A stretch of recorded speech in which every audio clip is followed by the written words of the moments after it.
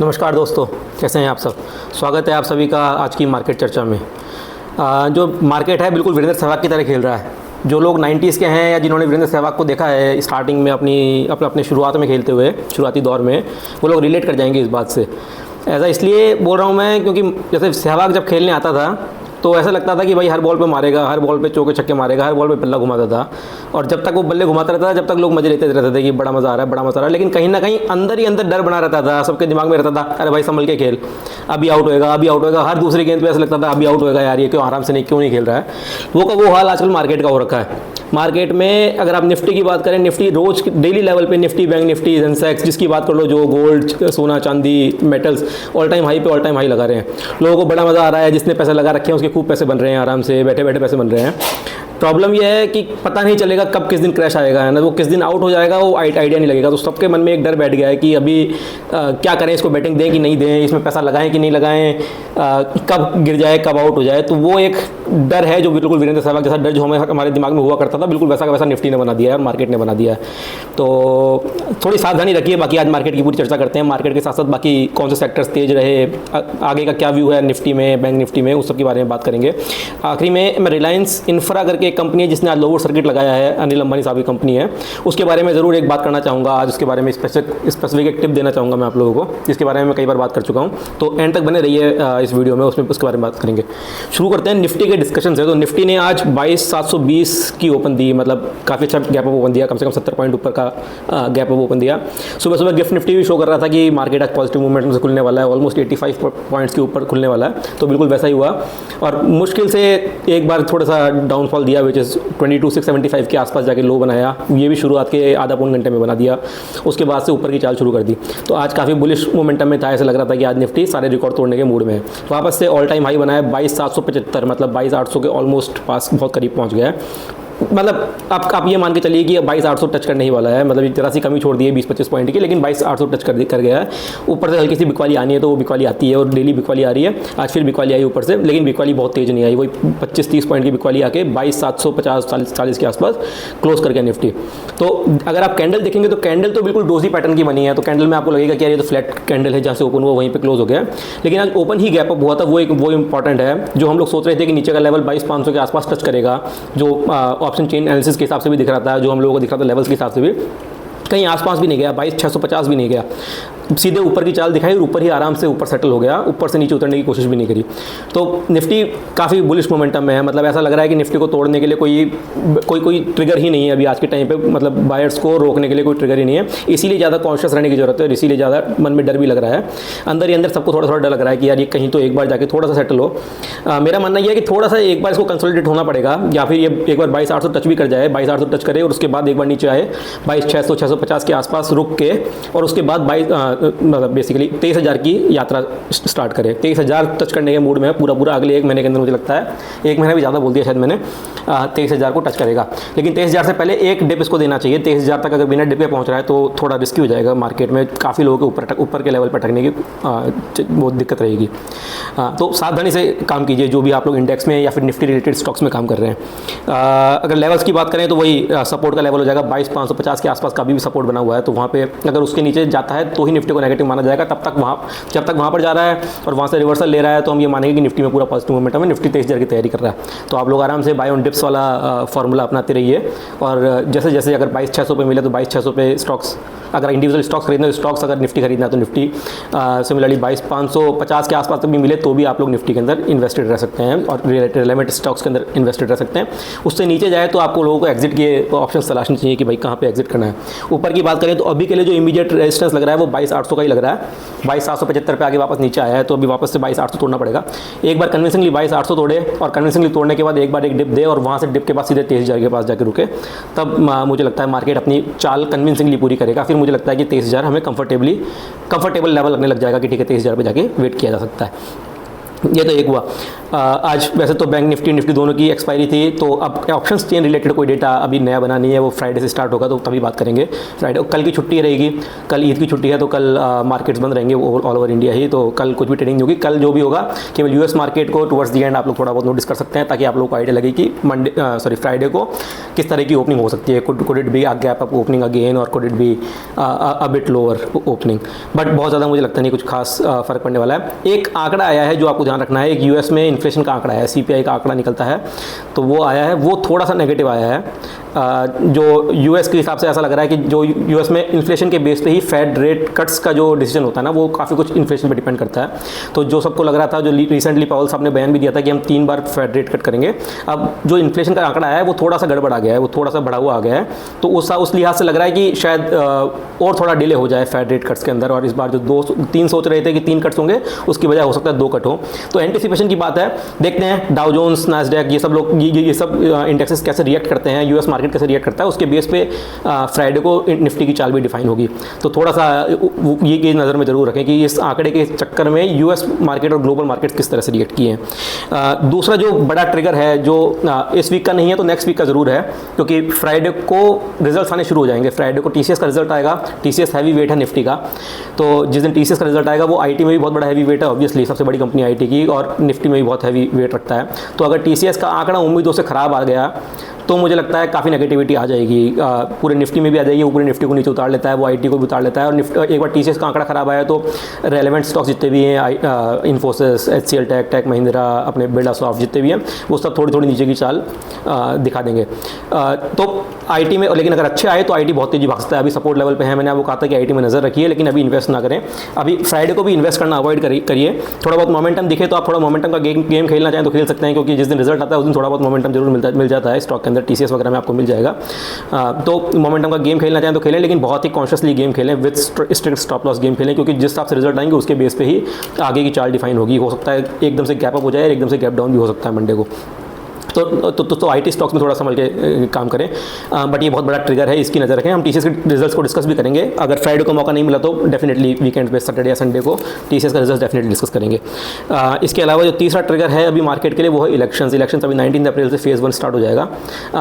Uncertainty, जैसे हमने पिछली बार बात की थी, अनसर्टेनिटी ज़रूर है, इवन दो बहुत हैवी अनसर्टेनिटी नहीं है, सबको पता है कौन आ रहा है आफ्टर द इलेक्शन, कौन जीतने वाला है, बट फिर भी based on the campaigning, based on the माहौल, थोड़ा थोड़ा लोगों के सेंटीमेंट्स ऊपर नीचे होते हैं, तो ये बहुत बड़ा ट्रिगर होने वाला है। तो अब अगले 1-1.5 महीने तक इलेक्शन सीजन चलता रहेगा, तो इस बीच में भी थोड़ा सतर्क रहें, थोड़ा बहुत मार्केट मूवमेंट हो तो उसको आप लोग धीरे धीरे ट्रैक करते रहें।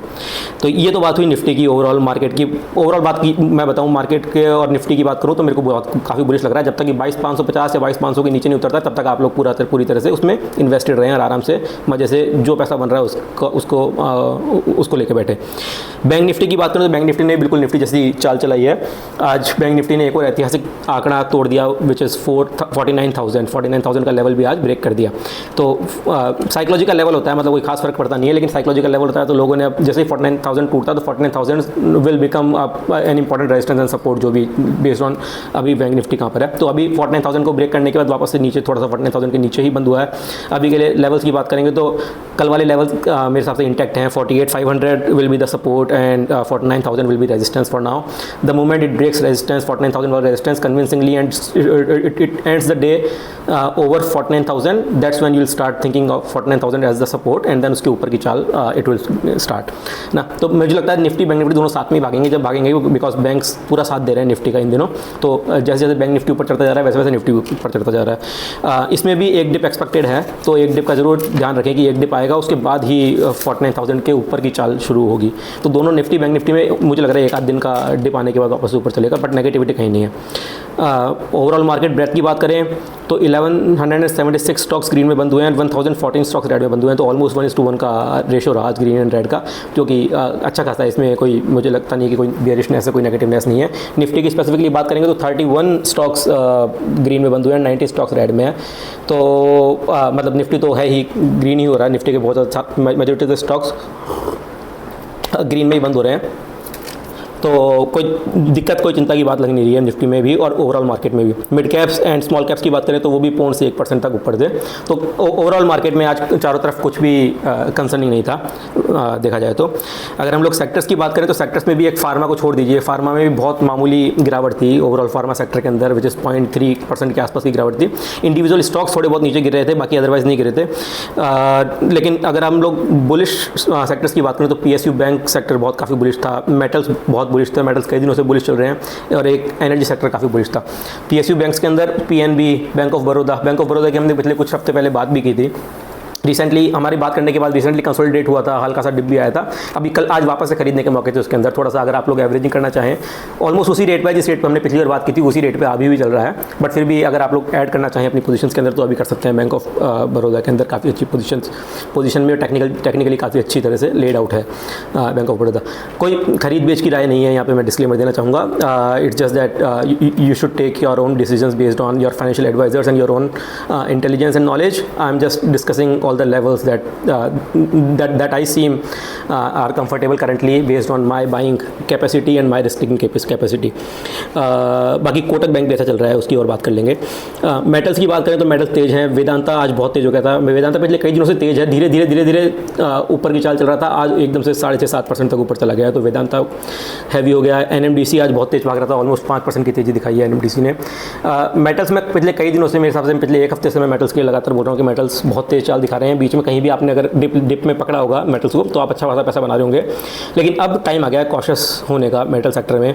तो जो आपकी पोजीशंस हैं उनमें थोड़ा एग्जिट करें, if not full completely exiting the positions, you should be partially exiting दोस्त पोजीशंस। थोड़ा आप लोगों को प्रॉफिट बुक करना चाहिए, क्योंकि यहाँ पे मुझे लग रहा है वो रिस्की टेरिटरी में जा रहे हैं। मेटल के स्टॉक्स जो हैं काफ़ी ओवर वैल्यू हो गए हैं, बहुत तेज़ी से एक तरफा चाल दिखा रहे हैं, थोड़ा सा डिप आना बनता है उनके अंदर। तो डिप आए तो आप और ऐड करें, लेकिन एक बार के लिए आप चाहें तो प्रॉफिट बुकिंग कर सकते हैं। एनर्जी सेक्टर की बात करें तो एनर्जी में कोल इंडिया, BPCL 3 से 4% की तेज़ी में थे, तो ये स्टॉक्स काफ़ी हैवी वेट भी हैं, ये निफ्टी के भी हैवी वेट्स हैं एंड पैसे भी काफ़ी तेज़ थे, तो इन पर भी नजर रख सकते हैं।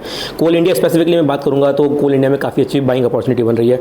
कोल इंडिया में ऑलमोस्ट 433 का सपोर्ट है करेंटली, आज जो है 455 के आसपास, तो 450 का जो लेवल होता है एक साइकोलॉजिकल लेवल होता है, उसे भी ब्रेक किया है और काफ़ी अच्छी बुलिश कैंडल बनाई है। और इसके ऊपर अब जो मुझे टारगेट लग रहा है वो 480 से 525 के आसपास का लग रहा है, तो अगर आप 480 का टारगेट ही पकड़ के रखेंगे तो ऑलमोस्ट 1:1 का रिवॉर्ड रेशो आ रहा है। और चार्ट अगर आप देखेंगे तो चार्ट में कंप्लीटली ट्रेंड रिवर्सल दिख रहा है और काफ़ी बुलिश पैटर्न बनाया है। तो मेरा मानना है कि कोल इंडिया में आप लोग पोजीशंस बना सकते हैं। अगेन अपने फाइनेंशियल एडवाइजर की राय जरूर लें किसी भी स्टॉक में पोजीशंस बनाने से पहले, लेकिन कोल इंडिया में आप लॉन्ग टर्म पोजीशंस भी बना सकते हैं। कोल इंडिया एक डिविडेंड स्टॉक के हिसाब से भी काफ़ी अच्छा स्टॉक है, तो आप एक्यूमुलेट करना चाहें तो वो भी कर सकते हैं, और अभी के लेवल पे स्विंग ट्रेड के लिए, पोजिशनल ट्रेड के लिए भी काफ़ी अच्छी अपॉर्चुनिटी दे रहा है, ये मेरा मानना है। तो ये तो हुई ओवरऑल मार्केट की बात। अब बात करते हैं रिलायंस इंफ्रास्ट्रक्चर की, जो मैं आप जिसके बारे में मैंने इनिशियली बात की थी। ये छोटे भैया की कंपनी है, छोटे भैया मतलब अपने अनिल अंबानी साहब की, मुकेश अंबानी के छोटे भाई, और ये मोस्टली डील करती है इंफ्रास्ट्रक्चर प्रोजेक्ट्स में, मेट्रो, रेल, रोड नेटवर्क्स, इन सब के अंदर इनका थोड़ा काम रहता है। पावर डिफेंस में भी इनका काम है। आज इसमें कुछ ऐसी न्यूज़ आई जिस चक्कर में इसमें almost all of a sudden 20% का सर्किट लग गया, लोअर सर्किट लग गया। 20% का लोअर सर्किट का मतलब है कि अपनी रेट से 20% नीचे उतर गया एकदम से, और जितने भी इसमें जिन लोगों ने पोजीशंस बना रखी थी, जितने भी लोग इन्वेस्ट करके बैठे थे, उनको एग्जिट करने का भी मौका नहीं मिला। लोअर सर्किट जब होता है तो ऐसा होता है कि कोई खरीदार ही नहीं मिलता, इसलिए वो नीचे आता रहता है रेट। तो जब कोई खरीदार ही नहीं मिल रहा तो आपके पास, even though you want to sell it at any price, there you will not find any buyer, तो ऐसे आप अटक जाते हैं किसी स्टॉक के अंदर। तो मैं जो यहाँ पे समझाना चाह रहा हूँ वो ये है कि, तो पहले तो आपको मैं न्यूज़ दे देता हूँ। न्यूज़ ये है रिलायंस इंफ्रा के अंदर कि कुछ सुप्रीम कोर्ट ने कोई ऑर्डर दिया था आज से बहुत पहले का, 2012 या 2012-13 का ऑर्डर है, जिसमें ऐसा कि DMRC which is Delhi Metro Rail Corporation was suppose to pay Reliance Infra 8,000 crore rupees for some penalties, कुछ पेनल्टी वगैरह थी, which now they have reverse that order and they have said that now DMRC is not liable to pay anything. तो अभी ऐसा है कि अब जब लायबिलिटी नहीं है तो ये एक तरह से 8,000 करोड़ का रिलायंस इंफ्रा का नुकसान है, सीधा नुकसान एक तरह का। तो इस न्यूज़ के भरोसे 20% नीचे गिर गया है शेयर आज एकाएक। जो मैं समझाना चाह रहा हूँ यहाँ पे ये है कि कि जब मैं आपको कहता हूँ कि कॉन्शियस हो जाइए या प्रॉफिट बुक कीजिए, वो यही मेन कारण है। तो अगर आप इसका टेक्निकल चार्ट देखेंगे तो रिसेंटली ये अच्छे खासे रनअप में था, ये अप ट्रेंड में था। अगर आप इसका ट्रेंड देखेंगे, टेक्निकल एनालिसिस करेंगे, तो आपको लगेगा रिलायंस इंफ्रास्ट्रक्चर में अच्छी खासी पोजीशंस बनाई जा सकती है। अगर आप इस साल की बात करेंगे तो इस साल में ही, मतलब जैन से लेके अप्रैल के बीच में ही इसने ऑलमोस्ट 40% का अपसाइड दिखा दिया। तो अब 40% अपसाइड आप समझ रहे हैं कि कितना ज़्यादा पैसा बना लिया। और लोग जो मिड कैप स्मॉल कैप में भाग रहे हैं, जो लोग रेस लगा रहे हैं कि मैंने आज इतना पैसा बना लिया, आज मैंने 40% बना लिया, आज 50% बना लिया, वो ऐसे ही स्टॉक होते हैं। और वो ये इन स्टॉक्स में यही रिस्क है कि जिस दिन इनमें कोई खराब न्यूज़ आएगी, जिस दिन इनको गिरना होगा, ये इतनी तेज़ गिरेंगे कि आप लोगों के पास एग्जिट का मौका नहीं रहेगा। आपने लाख 2 लाख जितने भी रुपए लगा रखे होंगे वो सारे के सारे इसमें अटक के रह जाएंगे। ना आप लोग ना निकालने लायक रहेंगे, ना रखने लायक रहेंगे, आपके सारे पैसे अटक जाएंगे। तो इसीलिए प्रॉफिट बुकिंग करना स्टॉक मार्केट में बहुत इंपॉर्टेंट कला है। It's not about when you buy, it's more about when to exit, right. तो you should understand when to exit a stock. तो अच्छे टाइम पे अच्छे मौके में निकालते रहिए। इसके टेक्निकल चार्ट से आपको बिल्कुल आइडिया नहीं लगेगा कि ये आज गिरने वाला था क्या, बट ये ऑल ऑफ अ सडन गिर गया। तो सावधानी रखिए, बस यही मेरी एक पॉइंट था मेरा आज का इसको डिस्कस करने का। अदरवाइज मेरी रिलायंस इंफ्रा में ना तो मैंने आज तक कभी पोजीशन बनाने की आप लोगों को कोई सलाह दी है, ना मैंने इसके बारे में डिस्कशन किया है कभी, ना मैं स्टॉक को बहुत ज़्यादा ट्रैक करता हूँ। तो मैं अभी भी आपके लिए इस स्टॉक के लिए, मतलब मेरी तरफ से कोई राय लेके नहीं आया हूँ, मैं जस्ट इसके बारे में डिस्कस करना चाह रहा था। चलिए, आज के लिए बहुत है। फिर कल तो मार्केट बंद रहेगा, कल मोस्टली बात नहीं होगी, बट फ्राइडे को वापस से बात करेंगे मार्केट के सिचुएशन के हिसाब से। आगे की रणनीति बनाएंगे, देखते हैं। तब तक के लिए आप मस्त रहिए, खुश रहिए। गुड नाइट, जय हिंद, थैंक यू।